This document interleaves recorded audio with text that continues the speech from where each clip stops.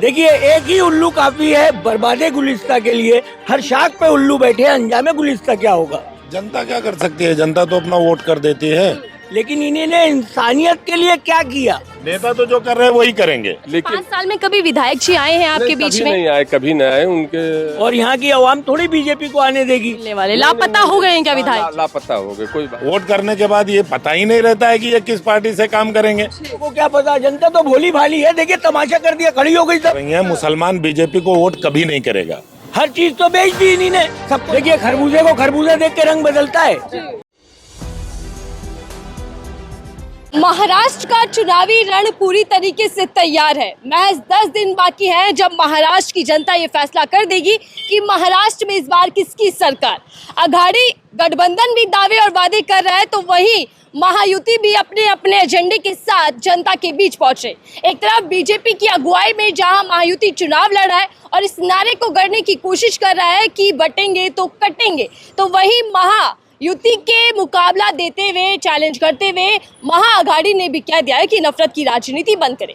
कुल मिलाकर महाराष्ट्र की लड़ाई जो है वो अस्तित्व की और वर्चस्व की बन चुकी है, यानी कि ये लड़ाई अब असली और नकली की भी बन चुकी है। ऐसा मैं इसलिए कह रही हूँ क्योंकि इस वक्त हम कुर्ला विधानसभा पर मौजूद है, जहाँ लड़ाई है शिवसेना वर्सेस शिवसेना, यानी कि एक तरफ उद्धव गुट है तो एक तरफ शिंदे गुट है। ऐसे में जनता से जानते हैं कि इस बार जनता की राय क्या है, जनता की चुनावी मिजाज क्या है, जनता बागी है या नेता बागी है, और कौन किस पर भारी पड़ने वाला है ये भी सवाल है। चलते चलते पहुंच चुके हैं मुंबई की सड़कें हम नाप रहे हैं। आपको पता है कि हमारी महाराष्ट्र चुनावी यात्रा जारी है। ऐसे में हम एक पान की शॉप पर पहुंच गए। मैंने सुना है कि पान वाले भैया चूना बहुत लगाते हैं, तो अब जानना पड़ेगा कि नेता इस बार चूना लगा रहे हैं जनता को या जनता चूना लगाने के लिए तैयार है। तो कुछ लोग मेरे साथ जुड़ चुके हैं, उनसे चर्चा करते हो समझते हैं। ये जो सर है बड़े ज्ञानी लगे, जानकार मुझे लगे चुनावों को लेकर। तो समझते हैं कि जब सरकार गिरी 2.5 साल पहले तब क्या हालात थे और अब महाराष्ट्र के क्या हालात है, खासकर मुंबई राजधानी कहा जाता है तो उस मुंबई के क्या हाल है, इस बार मुंबई की जनता क्या फैसला करने वाली है। सर बहुत बहुत स्वागत है आपका 4 PM में। थोड़ा समझाइएगा कि कुर्ला विधानसभा की जो सीट है, मुकाबला असली नकली का देखा जाए, अगर मोटे मोटे तौर पे समझा जाए, क्या है कुर्ला की मिजाज इस बार? नहीं, कुर्ला का मिजाज तो मैडम जो पिछली बार था इस विधानसभा का वही इस बार भी है जो पिछली बार था। इसलिए पिछली बार जो है यहाँ से हमारी विधानसभा से शिवसेना के प्रत्याशी कुणालकर साहब जीते थे और इस बार भी वही शिवसेना के दूसरे प्रत्याशी हैं। तो जो हम लोग उनको वोट दिए थे इस उस पर दिए कि वो काम करेंगे, तो वो तो अब हम कोई जनता की समस्या को उन्होंने उठाया नहीं, कभी वो आए नहीं, कभी जनता के बीच उन्होंने अपनी जनता की आवाज़ को लेके गए नहीं विधानसभा में। और हमारे बहुत सारे ऐसे मुद्दे थे इस विधानसभा के कि जो पूरे नहीं हुए इस पूरी सरकार में। और जब पार्टी टूट गई तो कुणालकर साहब शिंदे ग्रुप में गए, तो हमको इससे बहस नहीं कि कौन किस ग्रुप में गया। हर जनता को ये सिर्फ देखना चाहिए और जनता यही देख रही है। आज की जनता जागरूक हो चुकी है, यही समझ रही है कि कौन सा उनका प्रतिनिधि करने वाला अच्छा है या खराब है, कौन मतलब उनकी आप बात। अपने नेता को देख रहे हैं कि आपका उम्मीदवार कौन है, क्या काम करेगा, बड़े नेता पर फोकस नहीं है? नहीं, हमको बड़े नेता से बिल्कुल फोकस की जरूरत ही नहीं है। अगर कुणालकर साहब अच्छा काम किए होते इस विधानसभा 5 साल अपने पीरियड में, तो हमने पिछली बार उनको वोट दिया था, तो इस बार नहीं देते। पिछली बार तो भारी मतों से आपने जिताया था। हाँ, तो इस बार जिताया था कि हो सकता है कि भाई उनका काम अच्छा हो। चलिए, अगर उनको 2.5 साल के बाद वो जब पक्ष में चले गए और वो विपक्ष को छोड़ दिया अपनी पार्टी को, तब भी अगर वो जनता से जुड़े रहे होते तो उनको इसका लाभ मिलता मैडम। लेकिन 5 साल में कभी विधायक जी आए हैं आपके बीच में? नहीं आए, कभी नहीं आए। कभी उनका दर्शन नहीं हुआ और कभी नहीं आए किसी ने, और ना उनकी कहीं नियरेस्ट में कोई ऑफिस वगैरह है कि उनके किसी भी विधानसभा के किसी भी आदमी को कोई ज़रूरत हो तो वहाँ जाके अपनी बात कह सके, अपनी गले मोहल्ले की तकलीफ बयान कर सके, अपनी सोसाइटी के जो बहुत सारे चीज़ें हैं जो अच्छी नहीं है समाज के लिए उसको बयान कर सके। कहीं उनका कोई प्रतिनिधि नहीं, कहीं उनकी जनता सम्मेलन कोई ऑफिस नहीं है, तो क्या करेगा? मतलब अगर जनता को समस्या हो तो विधायक जी नहीं मिलने वाले, लापता हो गए हैं क्या विधायक? लापता हो गए, कोई मसला नहीं। वो कामकाज भी किया या कुछ सुध काम ही नहीं नहीं? किया। आप खुद देख रही हैं, आप तो मीडिया है। अब चूंकि इस सरकार में थोड़ा सा मीडिया के लिए प्रॉब्लम है कि उनकी स्वतंत्रता को छीन लिया गया है। और अभी आप लोग तो मतलब जो है, जो पहले मीडिया काम करती थी, तो मीडिया का काम ये था कि पक्ष से सवाल पूछना। अभी अल्हम्दुलिल्लाह मीडिया तो विपक्ष से सवाल पूछ रही है ज़्यादातर, समझ रहे हैं ना? तो उसमें भी थोड़ा आप लोगों की मजबूरी भी है, कोई मसला नहीं है। कोई ऐसा हमारे यहाँ कोई काम उम नहीं हुआ है। 5 साल मीडिया पे दबाव है, ये तो जनता भी जान रही है, लेकिन हम जनता से जान रहे हैं कि जनता के मुद्दे क्या हैं। कुल्ला विधानसभा की क्या समस्याएं हैं इस बार, मुद्दे क्या रहने वाले हैं? जब आप अपना नेता चुनेंगे तो किन किन मुद्दों को दिमाग में रखते हुए चुनेंगे? नहीं, देखिए, सबसे बड़ी बात यह है कि कुल्ला विधानसभा में कोई एक रिलीजन के सारे लोग नहीं हैं। यहाँ एक आम जनता को क्या चाहिए मैडम, उसकी सुरक्षा सबसे बड़ी चीज़ है। दूसरी चीज़ है उसका रोड रास्ता, और ये कमर्शियल शहर है, ये कोई गांव नहीं है मैडम। यहाँ हर आदमी खाता कमाता है। ये नहीं कि उनसे नौकरी चाहिए, या विधानसभा के लोगों को बहुत ज़्यादा नौकरी की ज़रूरत नहीं। उनको खाली अपनी सुरक्षा और अपने इलाके में अमन व अमान कायम रहे, इसकी चीज़ की गारंटी चाहिए। और कोई जो पार्टी इस बात को सुरक्षित करेगी, जनता उसी की तरफ जाएगी। पिछली बार जो है शिवसेना से कुणालकर साहब आए थे, तो हमको बड़ी उम्मीद थी कि वो इस बात को सुरक्षित करेंगे, लेकिन उन्होंने कुछ काम आगे, कोई कमेटी नहीं, कोई इस तरीके का नेता होता है तो वो अपने विधानसभा में कुछ कमेटियां बनाता है, अपनी ऑफिस बनाता है कि जनता के दुख दर्द को सुने, कुछ बात करे, लेकिन कोई इस तरीके का हुआ नहीं। चलिए, मैं आ रही हूँ। आपने बड़ी अच्छी बात कही कि सुरक्षा होनी चाहिए, नफरत ना हो। आप मुझे बताइएगा सर, आपने चश्मा हाथ में लिया हुआ है, नेता जब भी चुनावों में आते हैं तो बड़े बड़े सपने दिखा देते हैं, दावे वादे कर देते हैं और जनता को एक सपना दिखाते हैं। इस बार जनता क्या मन बनाए बैठी है, क्योंकि जो राजनीति है वो मुफ्त की रेवड़ियों पर चल रही है।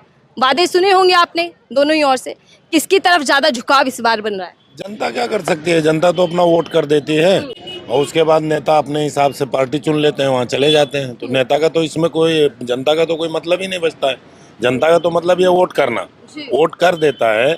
लेकिन पार्टियां जो हैं जीतने के बाद में वो अपने तरीके से अपना पार्टी चुन लेते हैं, और वहाँ कोई बीजेपी में चले जाता है, कोई शिवसेना में चले जाता है, कोई कांग्रेस में चले जाता है, कोई राष्ट्रवादी को तोड़ के आधा बीजेपी में और आधा राष्ट्रवादी हो जाता है। तो इसमें जनता का क्या दखल है? जनता के सामने जो आता है उसको अपना जो मतलब उसका जो अधिकार है, मतलब जनता में ये मैसेज जा चुका है, समझ हो चुकी है कि जो नेता होते हैं वो अपने समीकरण बैठा लेते हैं, अपना गणित बैठाकर अपनी सरकार बना लेते हैं। लेकिन जनता का क्या? जनता जो वोट करती है, नेता चुनती है, तो विश्वासघात हो जाता है एक तरीके से जनता के साथ। वो ही हो जाता है, विश्वासघाती ही हो जाता है। अभी देखिए शरद पवार जी का, ये पार्टी 2 हो गई, अजीत दादा पवार बीजेपी में चले गए। अब हम तो ये सोच रहे हैं कि भाई जैसे इनके कैंडिडेट हैं, हम उनको वोट करें। वोट करने के बाद ये पता ही नहीं रहता है कि ये किस पार्टी से काम करेंगे। तो अभी हमारे सामने क्या है? अभी हमारे सामने युति सरकार है। हम ये चाहते हैं भाई कांग्रेस है, कांग्रेस के साथ में उद्धव ठाकरे है, शिवसेना, तो हम लोग फिर से शिवसेना को वोट करने वाले हैं। इसके पहले भी शिवसेना को वोट किए थे, और शिवसेना को वोट किए थे, कुणालकर भी साहब चले गए, दूसरे गुट में चले गए, तो क्या फायदा हुआ? हम फिर से शिवसेना को वोट करेंगे, शिवसेना फिर कहाँ चली जाएगी? हमको क्या करना रह जाएगा? हमसे कौन सवाल करने आएगा? ये असली और नकली की लड़ाई जो है, इसमें विश्वास कर पाना मुश्किल हो गया है, क्योंकि 2 पार्टी ऐसी हैं जिसके 2 खेमे बन चुके हैं अब। एक तरफ अजीत पवार हो गए, शरद पवार हो गए, और आपके जो उम्मीदवार हैं वो उद्धव ठाकरे की गुट से हैं। हाँ, गुट से पहले भी थे, पहले भी उद्धव ठाकरे में चले गए, मौजूदा समय में चले गए। अजीत दादा पवार बीजेपी में चले गए, कोई कहीं चले गया, नवाब मलिक कहीं थे, वो कहीं चले गए। सबके अपने अपने जरूरत है, अपने अपने कारण है। तो इसमें जनता क्या कर सकती है? जनता तो ये देख लेती है कि भाई हमें किसको वोट करना है, तो वो अपने हिसाब से वोट कर देती है, लेकिन फिर उसके साथ विश्वासघात हो जाता है। तो इसमें जनता का क्या समीकरण? ऐसे में जनता ने क्या सोचा है इस बार कि नेताओं का कैसे इस पूरे मामले को लेकर? नेता तो जो कर रहे हैं वही करेंगे, और जनता जो कर रही है वही करेगी।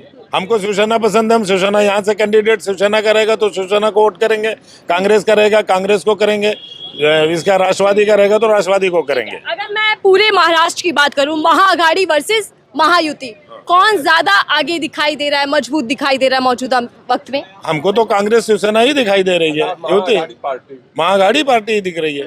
हाँ, लेकिन उधर से तो नारे दिए जा रहे हैं कि बटेंगे तो कटेंगे। तो वही तो समझना नेताओं का काम है कि मेरा काम है।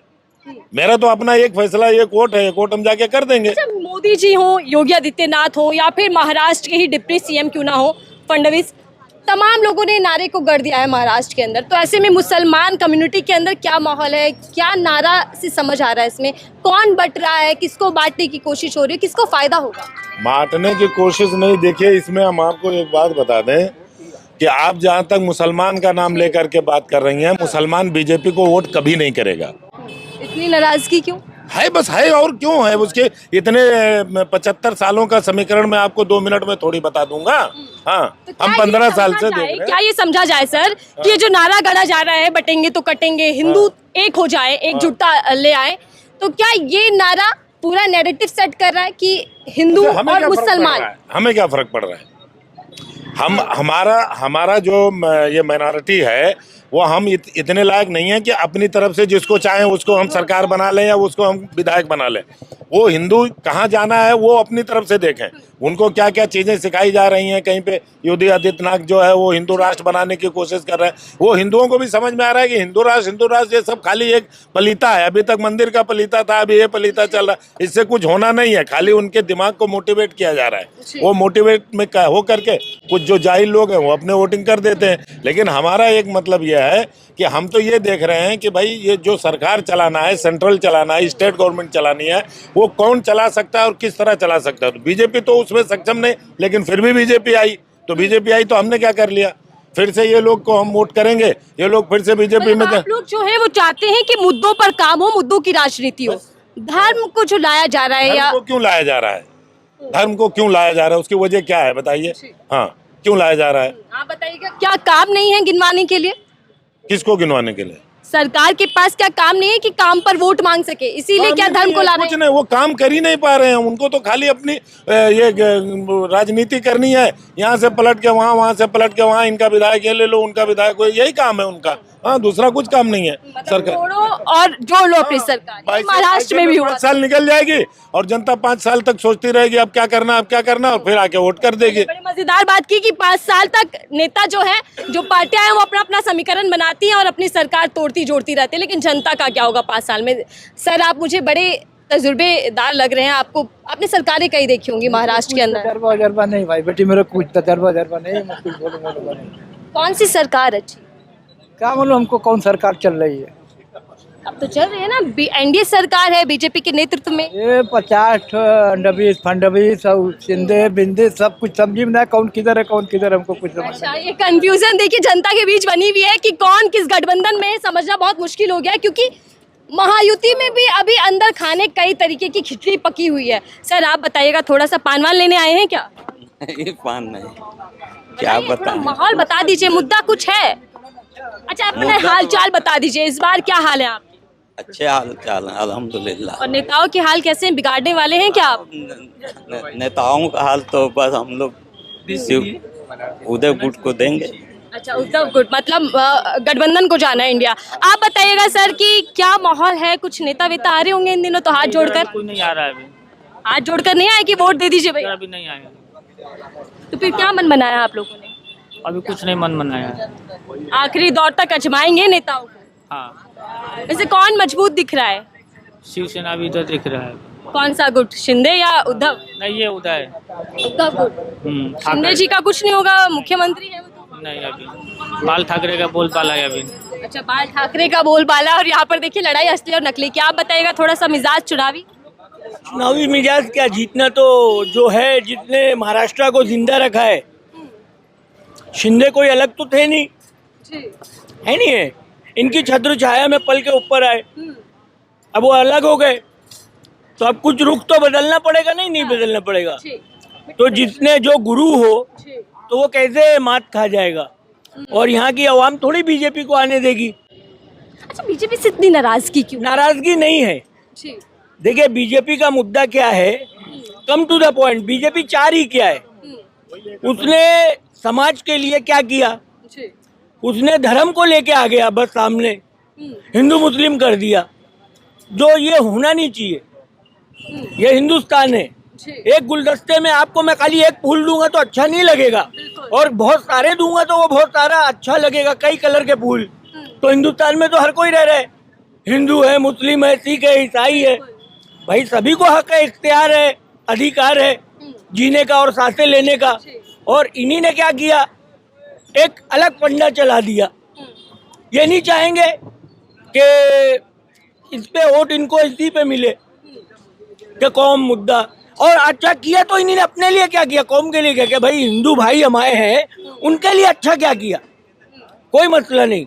आप मुसलमान को वो कर दिए, लाइट का बिल इन्हीं ने बढ़ा, सिलेंडर का इनसे सब बढ़ा, तो इन्हीं ने कम क्या किया, इन्हीं ने गैरों के लिए क्या किया। चलो ठीक है, अपने भाइयों के लिए उन्हीं ने अच्छा क्या किया, कॉलेज स्कूल कोई चीज़ खोली, कोई फैसिलिटी दी स्टूडेंट को।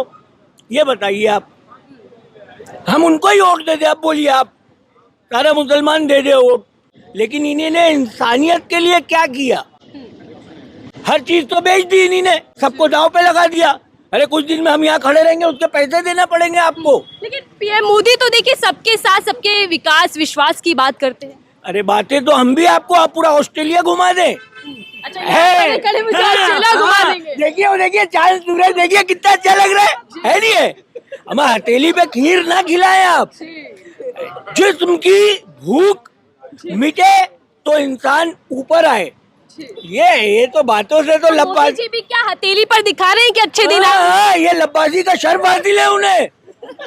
लखनऊ के है नहीं, लेकिन बातें तो लखनऊ से ज्यादा है उनकी। हाँ, मसला ये है मोदी जी, देखिए एक ही उल्लू काफी है बर्बादे गुलिस्ता के लिए। हर शाख पे उल्लू बैठे, अंजामे गुलिस्ता क्या होगा, समझ लिया आप। और महाराष्ट्र का अंजाम क्या रहने वाला है चुनाव? नहीं, देखिए मैं ये कहूंगा, देखिए कोई भी आए, देखिए एक गद्दी पे तो एक को बैठना है नहीं है, तो बैठेगा वही जो ज्यादा दिमागदार होगा, शातिर होगा। ये तो दलदल है, जो निकल गया वो निकल गया, जो घुस गया अंदर चला गया। अब जितना झूठ बोलिएगा आप उतना ऊपर आइएगा। हाँ, तो मतलब नेता जितना झूठ परोसेंगे उतना ही करीब जाएंगे सत्ता के। बात है ना भाई। मैं लेकिन मुझे जनता इस बार बड़ी होशियार दिख रही है, जागरूक दिख रही है। देखिए जनता कुछ भी कर ले, इन्हीं ने जो काम बजाया है, काम किया है, मशीनों का लेके ये वो खुद जो भी चल रहा है। अब हम लोगों को क्या पता, जनता तो भोली भाली है। देखिए तमाशा कर दिया, खड़ी हो गई सब, है नहीं है। आप खाली जमीन पे झुक के देखिए, देखिए मजमा इकट्ठा हो जाएगा। लेकिन मोदी जी की रैलियों में बड़ी भीड़ होती है। देखिए कल भी महाराष्ट्र में आए और एक हफ्ता महाराष्ट्र में रहने वाले हैं। तो सबको अच्छा, मुझे एक और चीज बताइएगा, इसी सवाल के साथ जोड़ रही हूँ मैं, मोदी जी का चेहरा यहाँ पर कुछ है या फिर सिर्फ महाराष्ट्र की सरकार, महाराष्ट्र के लोग, या मोदी जी के चेहरे पर भी वोट है? देखिए महाराष्ट्र में वो अपने कदम को मजबूत करना चाहेंगे, लेकिन ये मुमकिन नहीं है। मैं समझाइए कैसे? ये यूं नहीं मुमकिन है। ये मैं उद्धव साहब के लिए एक शेर कह रहा हूँ, मैं अपने फन की बुलंदी से काम ले लूंगा, मैं अपने फन की बुलंदी से काम ले लूंगा, मुझे मकाम ना दे, खुद मकाम ले लूंगा। हाँ, इन्हीं ने हिंदू मुस्लिम नहीं किया, इन्हीं ने किया, महाराष्ट्र के लिए अच्छा किया। इन्हीं ने तो गलत कर दिया, कितने लोगों को मार डाला, कितने लोगों को क्या कर दिया। अब बताइए क्या करेंगे लोग इस टाइम पे, क्या होगा, समझ ली नहीं आप। तो आदमी क्या चाह रहा है, इंसानियत देखना चाह रहा है। भाई आप नहीं चाहेंगी कि आपका बच्चा एजुकेशन में ऊपर आए। अभी आपने पढ़ाई लिखी है तो ये इंटरव्यू ले रही है, और जो अंगूठा छाप होंगे वो क्या करेंगे। तालीम के लिए इन्हीं ने महंगाई बढ़ा दी, एडमिशन नहीं ले सकते। आप डॉक्टर बनाना चाहें, देखिए एमडी कराने के लिए आपको कितना रुपया खर्चा करना पड़ेगा। एक बच्चा आपके घर में बदनसीबी से स्कॉलर पैदा हो गया, बहुत दानिशवर, दिमागदार साइंटिस्ट, अब आपके पास तो पैसे नहीं है, उसका नसीब तो फूट गया, क्या करेंगी आप। उसने मेरिट में आया, 100 में से उसने 99% ले आए, तो उसके लिए इमदाद किया। यानी कि हमारे देश ने किया। सवाल के जवाब आप की पूछिए, ये नहीं देखिए कि मोदी साहब है, मोदी साहब की जगह कोई और भी रहे, उससे भी सवाल यही रहेगा कि तुमने अच्छा किया। बिल्कुल, मतलब जनता इस बार तैयार है सवाल जवाब करने के लिए। रिपोर्ट कार्ड तैयार है आपकी नेताओं से लेने के लिए? बिल्कुल, क्यों नहीं लेंगे भाई। हक तो थोड़ा सा बनता ही है। हक नहीं, पूरा हक बनता है भाई। जनता वोट करेगी तो नेता गद्दी पर पूरा नहीं, पूरा नहीं, पूरे में तो वो सब बिक जाएंगे वो लोग, पूरा नहीं, थोड़ा सा, थोड़ा सा। हाँ, एक घूंट पानी पिला दे, जिंदा रखने तक के रखो इंसान को, ऐसा ना हो गला दबा के मार दो। बात तो बड़े बागी तेवर में इस बार जनता यहाँ की है, जनता का मिजाज तो ऐसे ही है। देखिए, जो आदमी जो दिल का दुखा होगा तो वो थोड़ा तकलीफ तो होगी ना किसी अरे को। तकलीफ आप वोट की चोट देंगे इस बार।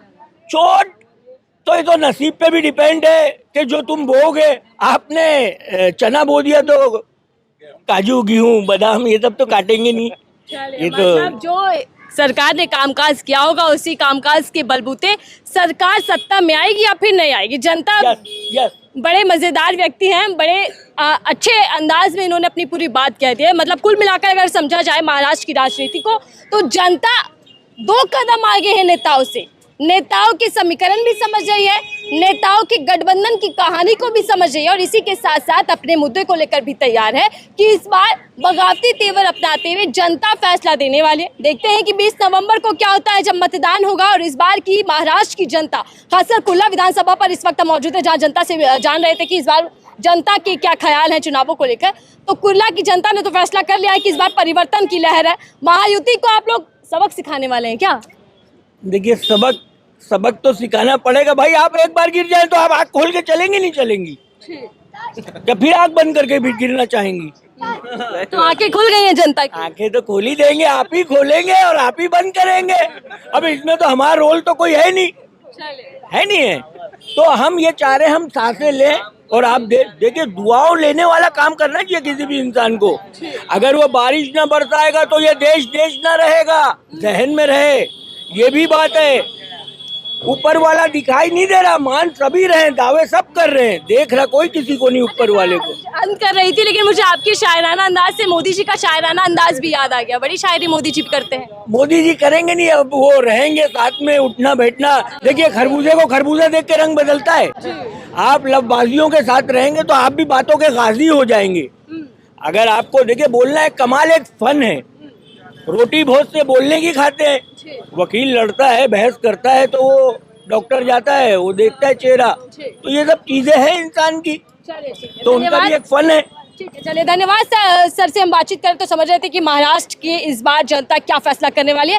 आपको कैसी लगी महाराष्ट्र कवरेज हमारी चुनावी यात्रा पर? हमें आप बताइएगा कि क्या महाराष्ट्र के इस बार संदेश क्या केंद्र तक भी जाने वाला और केंद्र की सियासत भी इस चुनावों के नतीजों से गरमाने वाली है? आपकी राय क्या साझा कीजिएगा। फिलहाल के लिए दीजिए।